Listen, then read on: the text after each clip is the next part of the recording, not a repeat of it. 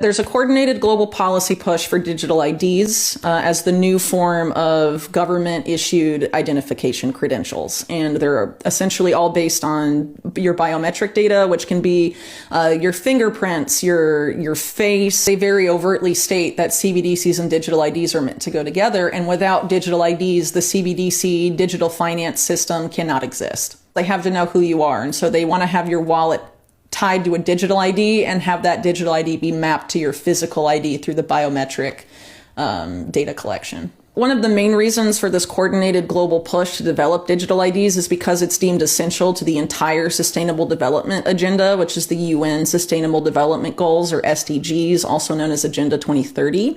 And the specific part dealing with digital IDs is within SDG 16, which is about building peaceful and inclusive societies. One of the indicators of SDG 16, 16.9, calls for legal identification for everyone in the world from the time they're born, essentially. One of the main words they use to market this stuff is equity and inclusion. The idea that we need to include everybody in these new systems.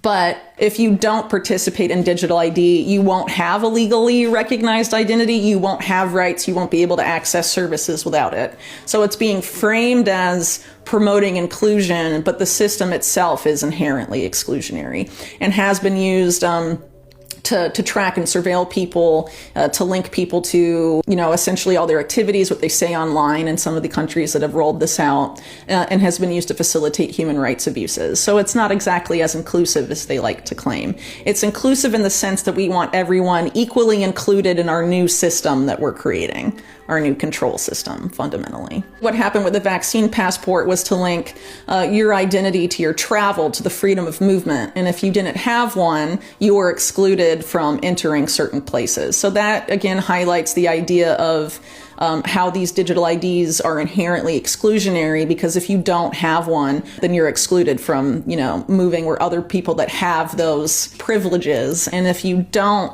abide by these various stipulations, you're excluded from participating.